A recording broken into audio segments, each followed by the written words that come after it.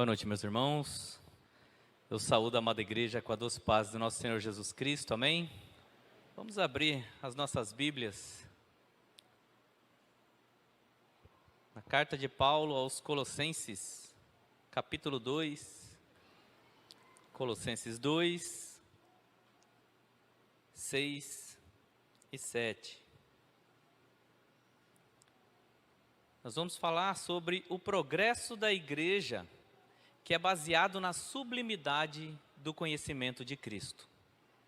O progresso da igreja é baseado na sublimidade do conhecimento de Cristo.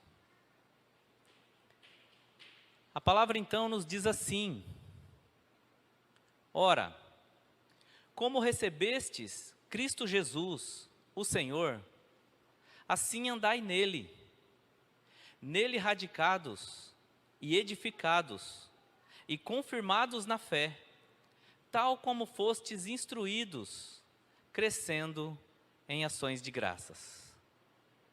Abaixe sua cabeça, vamos orar ao Senhor. Senhor nosso Deus, nosso Pai de amor, mais uma vez, ó Pai amado, nos achegamos diante do Senhor, ó Deus, clamando a Ti, ó Pai, para que o Senhor derrame Tua graça, Tua misericórdia e a iluminação do Teu Santo Espírito, para que a Tua palavra fale aos corações dos nossos irmãos, ó Pai amado, dos meus irmãos, assim como falou ao meu coração. Que o Senhor dê graça, ó Pai amado, que a mensagem chegue aos corações e transforme, ó Pai amado, aquilo que o Senhor quer mudar em cada um. Que nós possamos sair daqui, ó Pai amado, mudados, diferentes de como chegamos, transformados pelo Teu Espírito, através da Tua palavra. É em nome de Jesus que oramos agradecidos.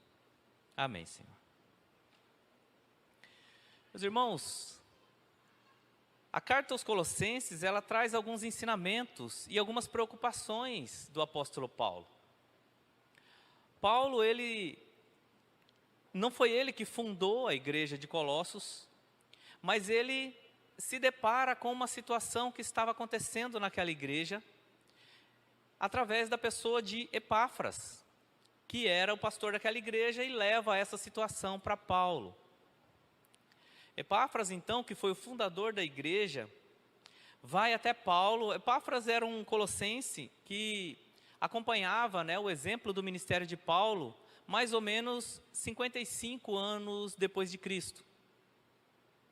Então, alguns anos depois da fundação da igreja, começou a acontecer algumas situações na igreja que gerou uma preocupação em Epáfras.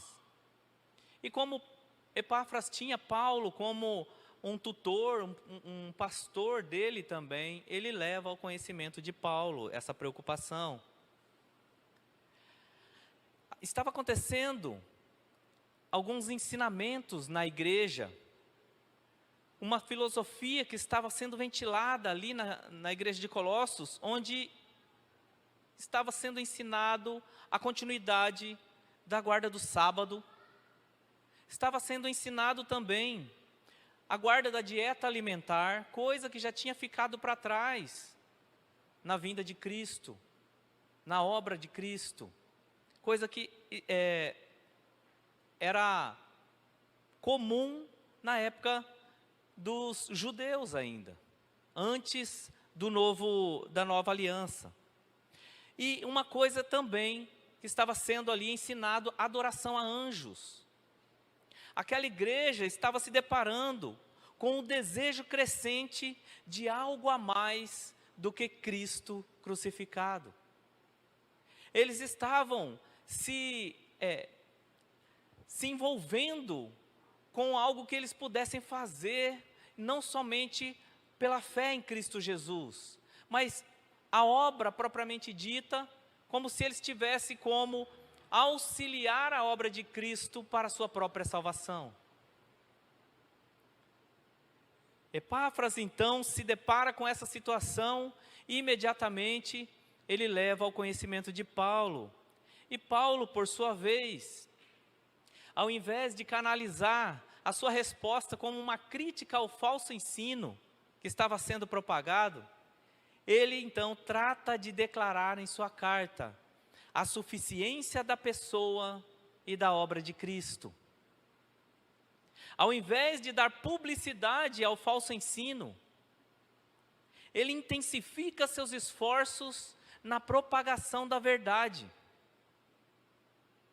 É interessante isso, irmãos, porque normalmente o que acontece é a gente dar publicidade para o erro. Paulo age o contrário disso. Ele intensifica seus esforços no ensino da verdade. Uma coisa interessante é o treinamento das pessoas que trabalham no Banco Central ou que são treinadas para avaliar notas de dinheiro. Eles têm um contato ali com várias e várias notas verdadeiras, para que eles possam identificar cada detalhe, identificar cada sinal, cada marca daquela nota verdadeira. E por dias, semanas, eles ficam em contato com a nota verdadeira, para que quando ele se deparar com a nota falsa, imediatamente ele consegue identificar. Paulo age da mesma maneira. Paulo não dá a atenção que o falso ensinamento estava trazendo, mas ele intensifica o ensino sobre Cristo, sua obra, sua suficiência, sua divindade, apresentando a verdade do Evangelho. Tudo o que for dito sobre Cristo tem que estar baseado na revelação que Ele faz de si mesmo na Escritura Sagrada.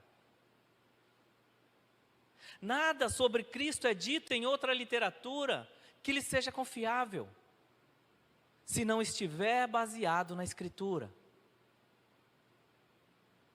Se for filosofia de homens, se for pensamento pessoal, eu acho isso, eu acho aquilo, não é confiável.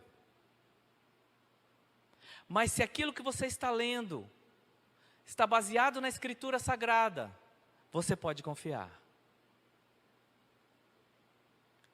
Porém, muitas pessoas teriam dificuldade em responder a seguinte pergunta: por que as pessoas precisam conhecer a Cristo? Por que você precisa conhecer a Cristo, meu irmão?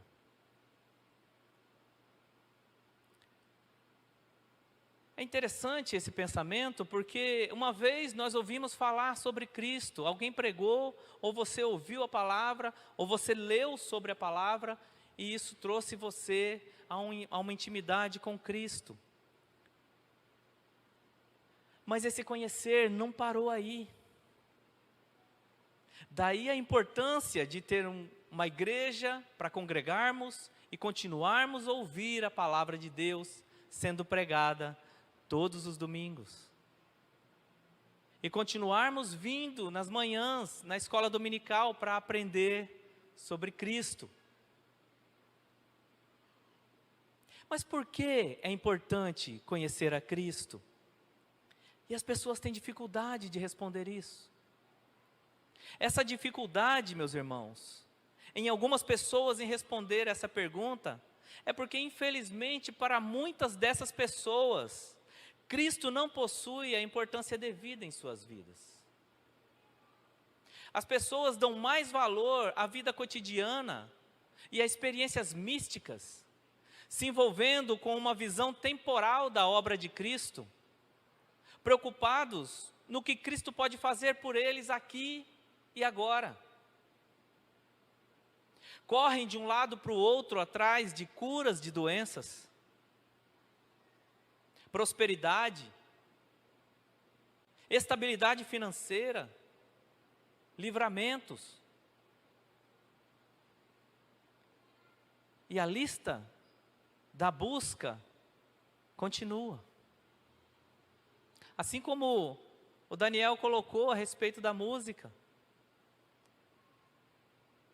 Jesus Cristo é muito mais do que um curandeiro, um milagreiro, alguém que pode livrar você de alguma adversidade. Essas pessoas que agem assim, elas amam mais a bênção do que o Senhor. Pode notar que as igrejas que pregam só isso estão lotadas.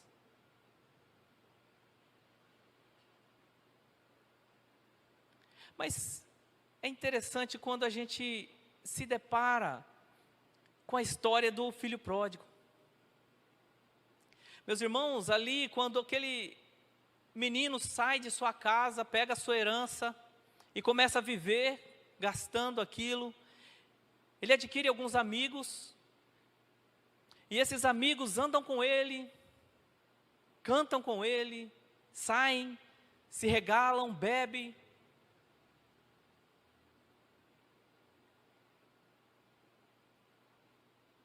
Se dizem amigos,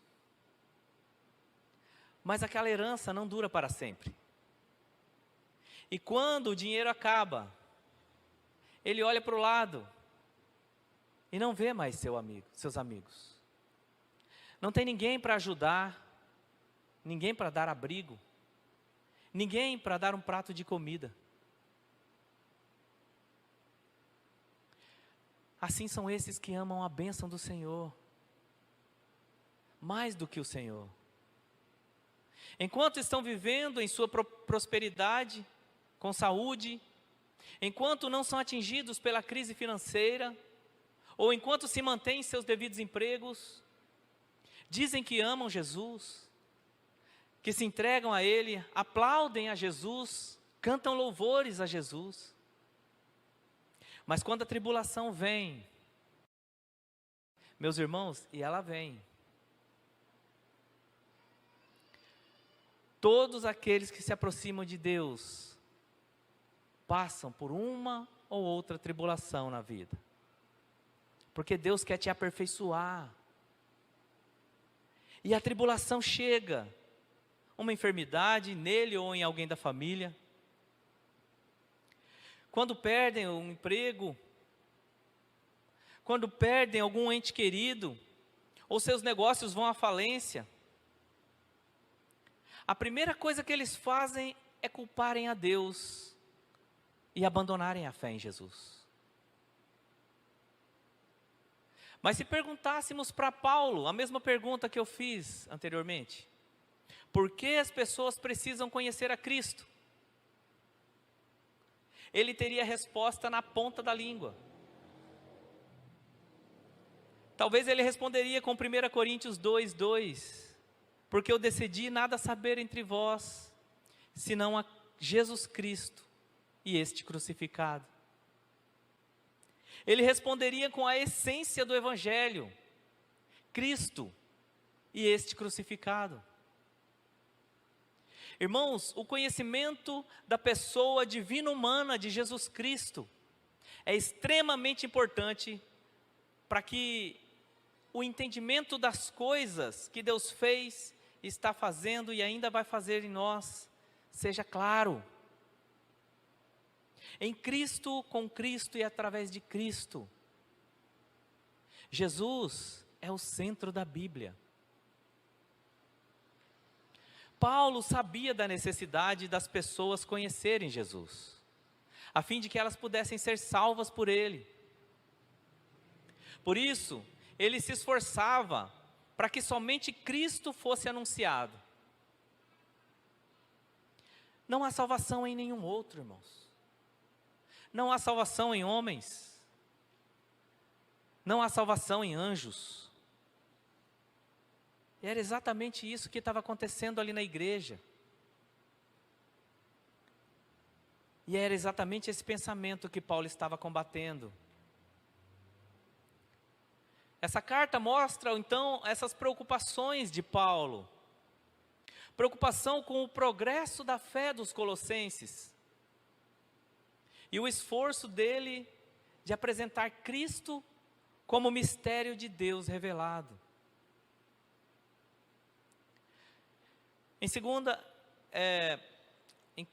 na carta aos Colossenses, capítulo 2, nos versos 2 e 3, ele diz assim: para que o coração deles seja confortado e vinculado juntamente em amor, e eles tenham toda a riqueza da forte convicção do entendimento, para compreenderem plenamente o mistério de Deus, Cristo, em quem todos os tesouros da sabedoria e do conhecimento estão ocultos.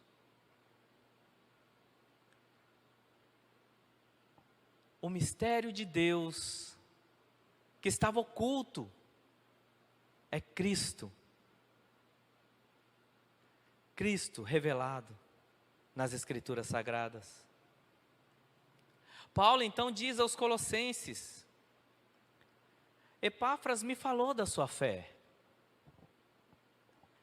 Epáfras me trouxe ao conhecimento da tão grande fé que vocês professam. E muito me alegrei e regozijei por isso. Oro para que transbordeis no pleno conhecimento de Deus. Meu irmão, e a pergunta que eu te faço: se alguém se deparasse com você e fosse levar uma informação a respeito de você ou da sua igreja, será que ele poderia falar essas palavras que Epáfras falou para Paulo? Eles têm uma fé verdadeira, uma fé grandiosa. Eles têm um amor entre os irmãos. Eles demonstram isso. Exatamente isso que Epáfras falou para Paulo no capítulo 1. Você crê em Cristo, irmão? Se a sua resposta for sim, você sabe o que isso quer dizer? Você sabe o que significa crer em Cristo? Significa que Deus, o Todo-Poderoso, o Criador dos céus e da terra, que havia guardado o mistério dele, de todas as gerações, Ele revela esse mistério a você. Todo o mistério de Deus que estava oculto nos séculos e nas gerações, foi revelado a você. Capítulo 1, verso 26 e 27. O mistério que estiver oculto dos séculos e das gerações, agora todavia se manifestou aos seus santos, aos quais Deus quis dar a conhecer qual seja a riqueza da glória desse mistério entre os gentios, isto é, Cristo em vós, a esperança da glória. Que maravilha, meus irmãos! O mistério que estava oculto nas gerações.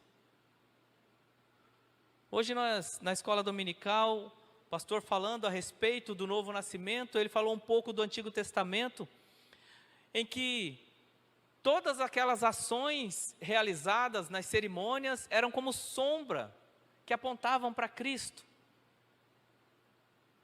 E esse mistério que foi se formando e trazendo a luz do conhecimento gradativamente no Antigo Testamento é totalmente e plenamente revelado na pessoa de Cristo Jesus.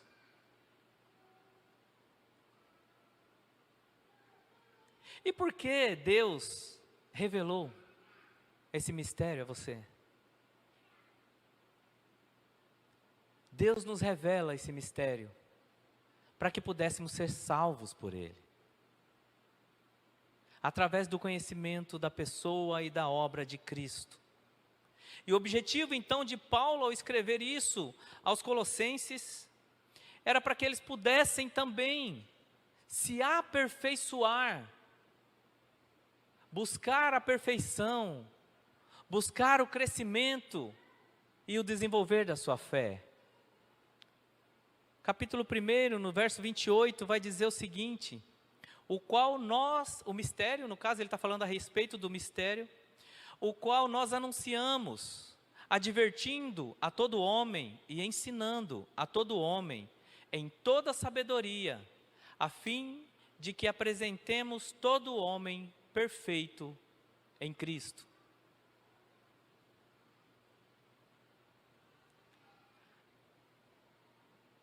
Paulo, então, ele deseja, com essa carta, apresentar Cristo como o mistério de Deus que foi revelado, e ele deseja que os colossenses, através do conhecimento da pessoa divina humana de Cristo Jesus, possa crescer e desenvolver a sua fé. Para que eles não fossem enganados por mentiras, para que o falso ensino não fizesse morada em seus corações. O capítulo 2, verso 4, vai dizer a respeito disso: assim digo, para que ninguém vos engane com raciocínios falazes. E o verso 8, cuidado, que ninguém vos venha enredar com sua filosofia e vãs sutilezas, conforme a tradição dos homens, conforme os rudimentos do mundo, e não segundo Cristo. Essa então era a preocupação de Paulo.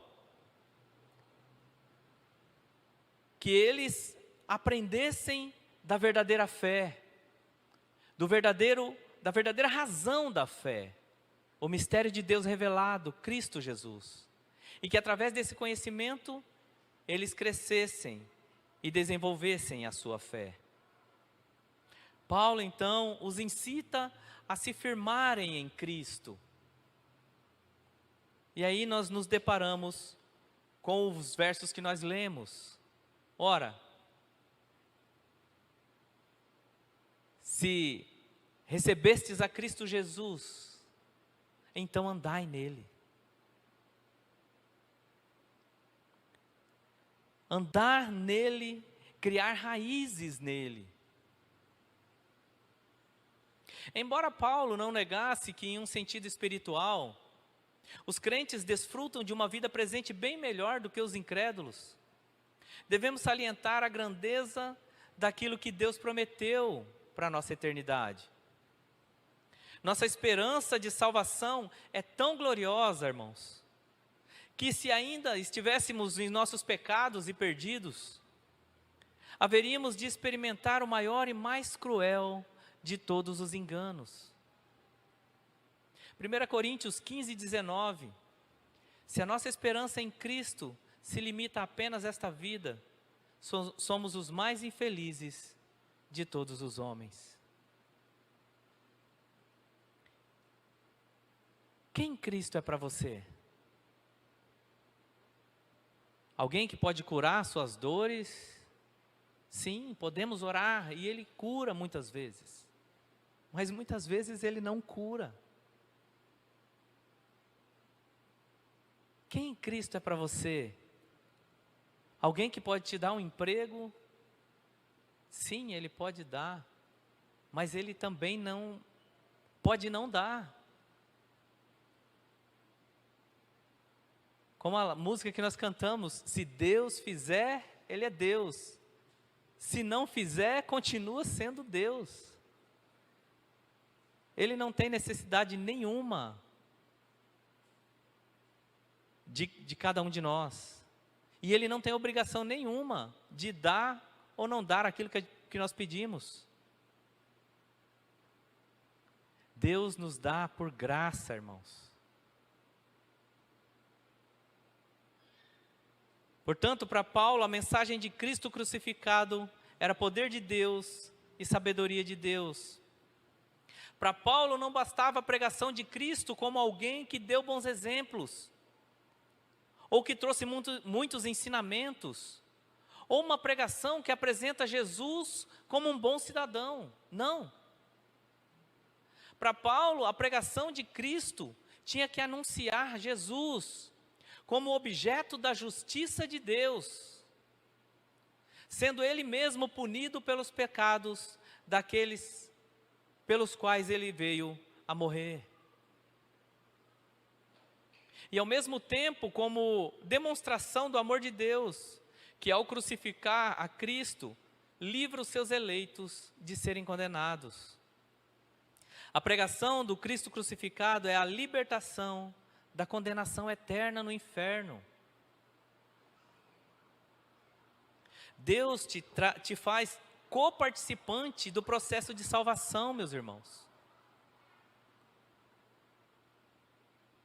Esse é o coração do Evangelho, Jesus e esse crucificado. O que passar disso é anátema, maldição.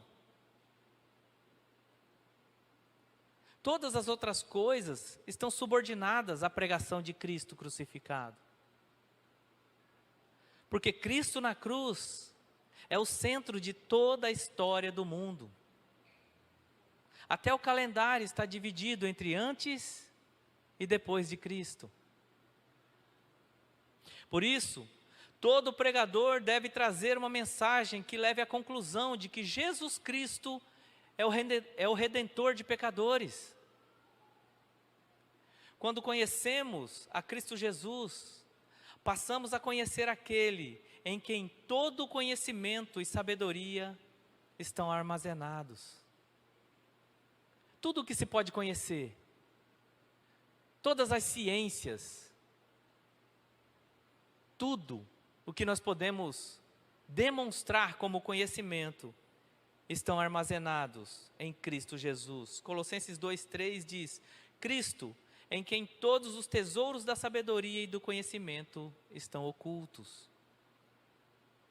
Quanto mais conhecemos a Cristo e sua verdade, mais firmes seremos na luta contra as doutrinas malignas que campeiam a igreja. Doutrinas pregadas por falsos mestres, falsos profetas e seus raciocínios falazes. Pois a mente de Cristo é gerada em nós, à medida que nós nos apossamos dos tesouros do seu conhecimento, na Sagrada Escritura. Porém, esse conhecimento não é para qualquer um. O conhecimento de Cristo é sobrenatural e produto da graça de Deus. E esse conhecimento é fundamental para se desfrutar da vida eterna. Não é qualquer um que pode adquirir esse conhecimento, meus irmãos. João 17:3 diz que a vida eterna é esta: que te conheçam a ti, o único Deus verdadeiro, e conheçam a Jesus Cristo, a quem enviaste. Mateus 11:27, ninguém conhece o Filho senão o Pai, e ninguém conhece o Pai senão o Filho, e aquele a quem o Filho quiser revelar. O conhecimento de Cristo não é para todo mundo, é para aquele a quem o Filho o quiser revelar. A vida eterna está no conhecimento do Pai e do Filho. Isso significa, meus irmãos, que a morte eterna está no desconhecimento do Pai e do Filho. Ou seja, aquele que não conhece a Cristo e o objetivo de sua obra vicária, está condenado à morte eterna. Você consegue compreender isso, irmãos?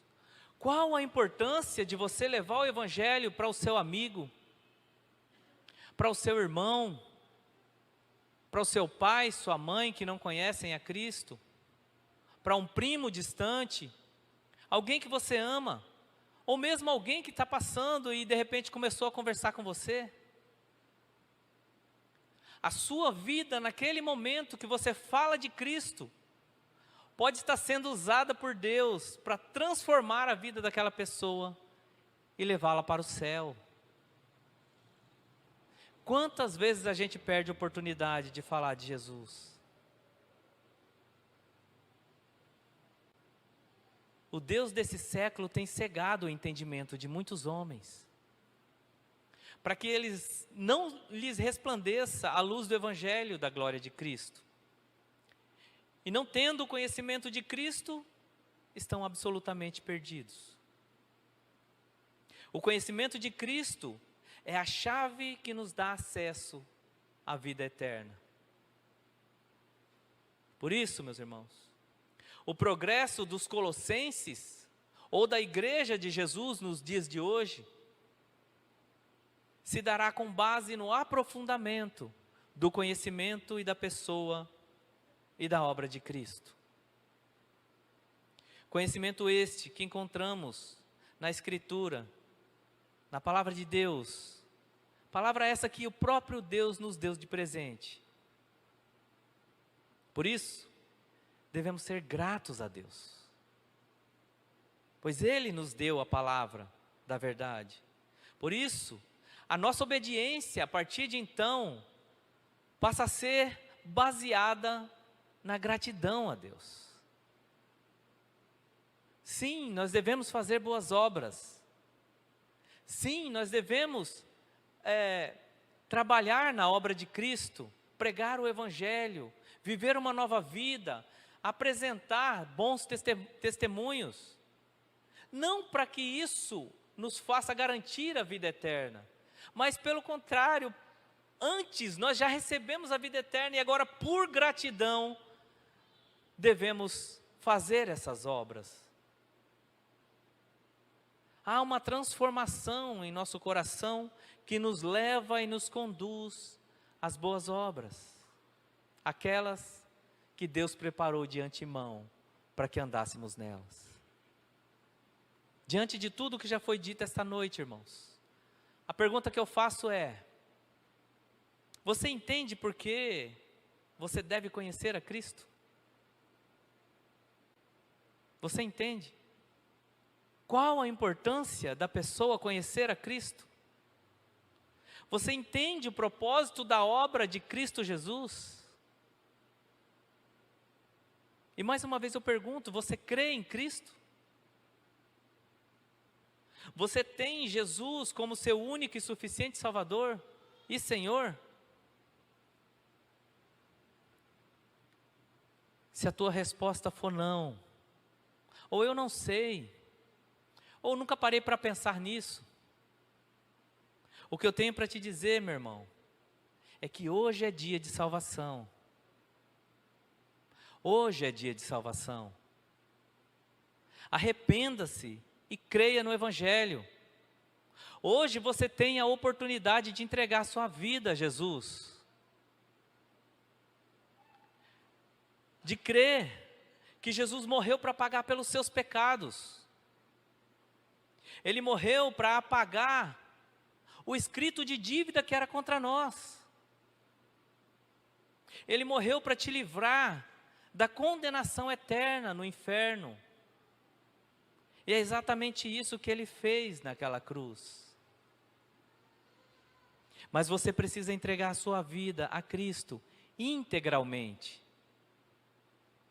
Você precisa crer em Cristo como o único e suficiente Salvador da sua vida. E não se engane sobre o tempo que te resta, meu irmão.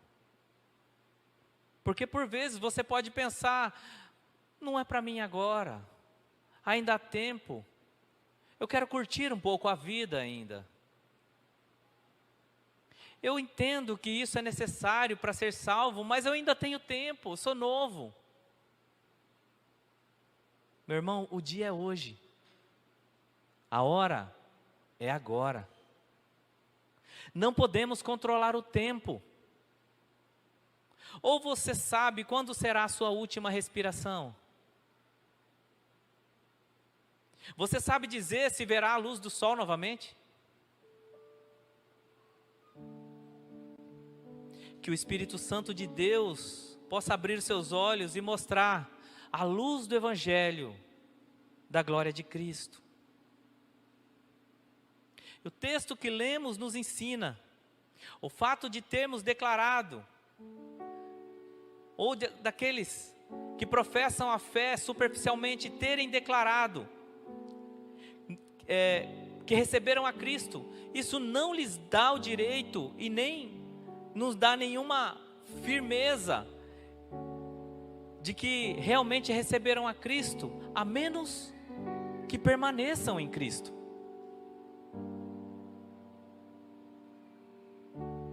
Porque nós não podemos nos envolver com Cristo de maneira superficial. pois os falsos mestres utilizam o nome de Cristo com o propósito de enganar. Paulo então adverte aos colossenses: como recebestes a Cristo, assim andai nele. Porque é incoerência você anunciar que conhece a Cristo e anda em caminhos diferentes do que a palavra ensina. Filipenses 3, 8 e 9 diz: sim, deveras considero tudo como perda, por causa da sublimidade do conhecimento de Cristo Jesus, meu Senhor, por amor do qual perdi todas as coisas e as considero como refúgio para ganhar a Cristo e ser achado nele.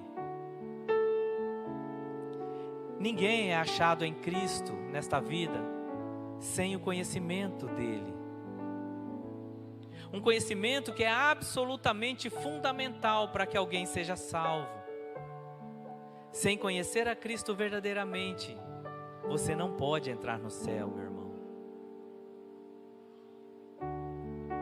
Imagina se você chegasse na casa presidencial, dá um exemplo aqui, nos Estados Unidos, na Casa Branca, e dissesse: eu conheço o presidente, e como eu conheço o presidente, eu preciso entrar lá, você me deixa entrar? Você acha que você conseguiria entrar lá? Mas se o presidente dos Estados Unidos falasse: não, eu conheço essa pessoa, pode deixar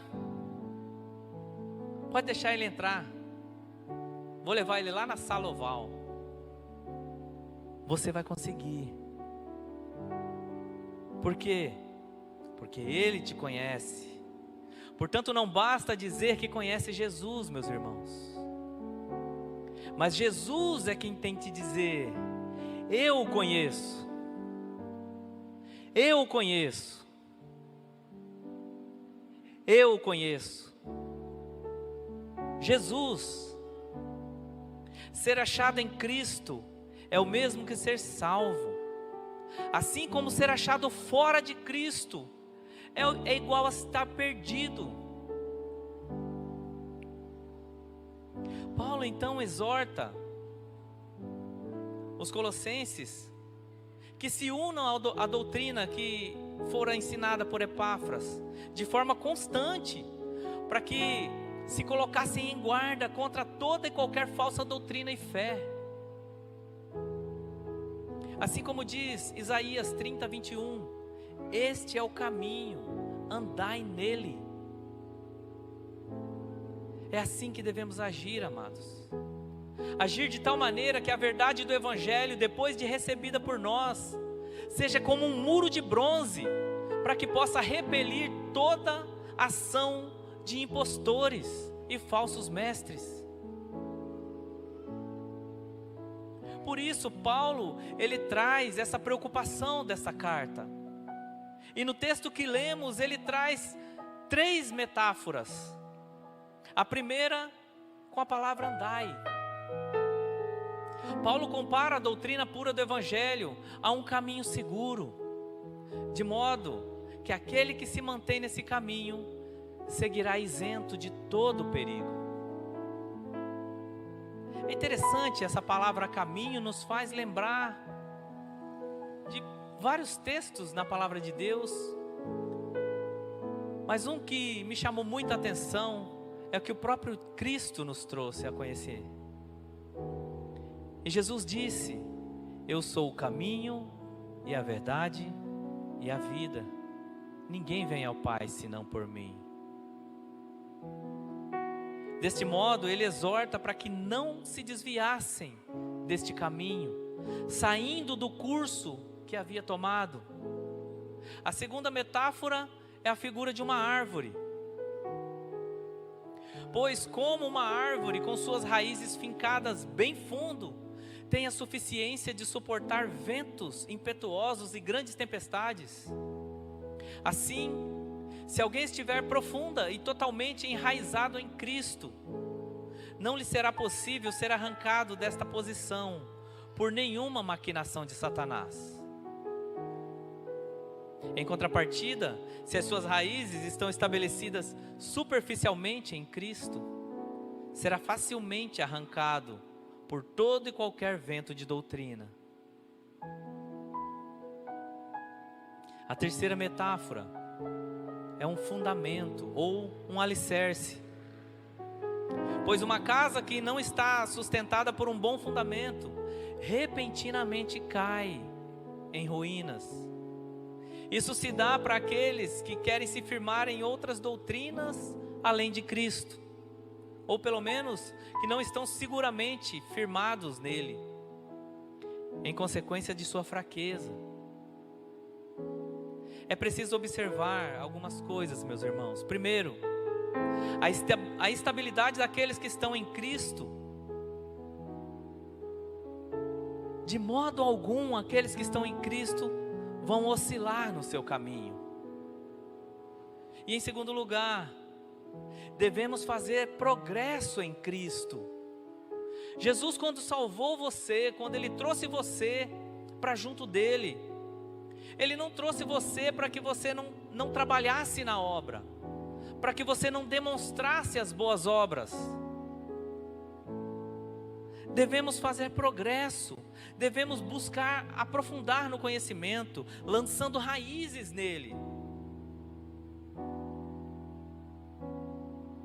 Diante disso, podemos concluir então, que quando bem instruídos no verdadeiro e puro Evangelho, o cristão tem todas as ferramentas para o prosseguimento no caminho seguro, o sustento da raiz e o fundamento que consiste na firmeza e prontidão da fé. Entendo ainda que quando o apóstolo coloca no texto, crescendo em ações de graças, ele queria que conservássemos na mente qual era a fonte, de qual fonte procedia a sua fé, para evitar a soberba e a presunção. Mas antes, com o devido temor, não se esquecesse que a fé é dom de Deus.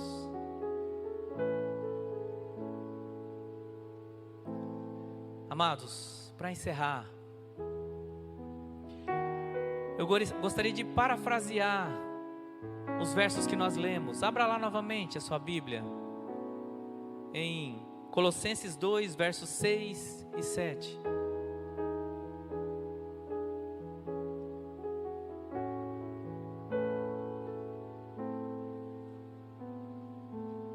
Ora,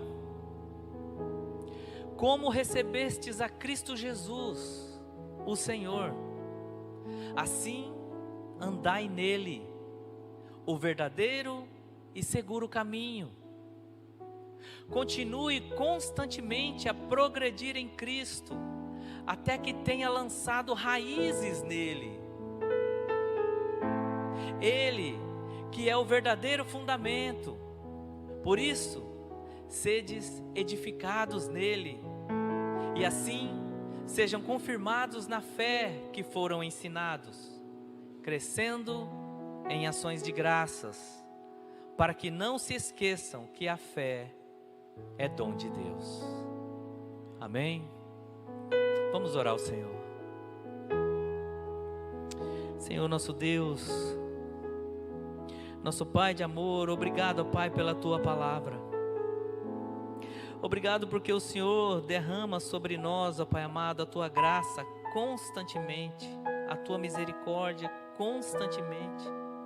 Obrigado, ó Pai, porque mesmo diante de nossas falhas, o Senhor permanece fiel. E o Senhor, ao conhecer a nossa fraqueza e o titubear na fé, o Senhor nos apresenta uma obra como esta, Deus amado, em que podemos aprender sobre em quem devemos confiar, ó Deus. Qual o verdadeiro Evangelho, Senhor.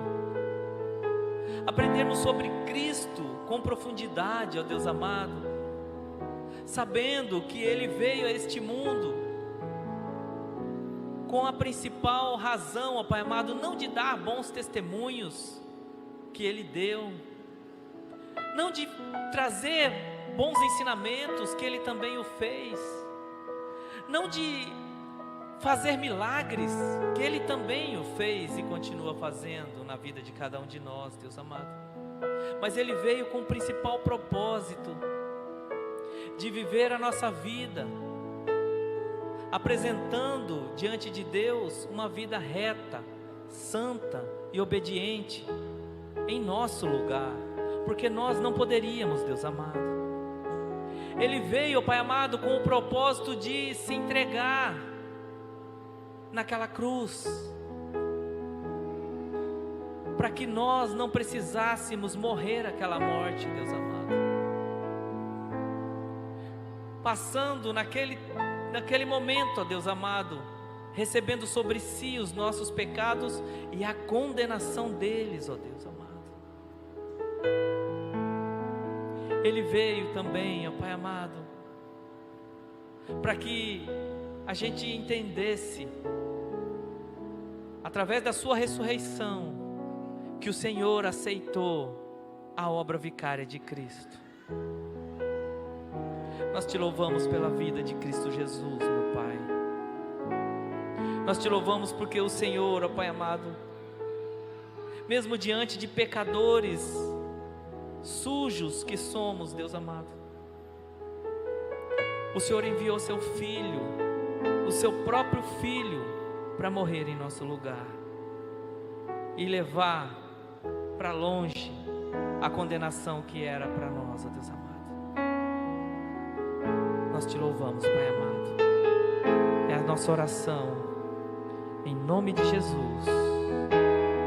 Amém, Senhor.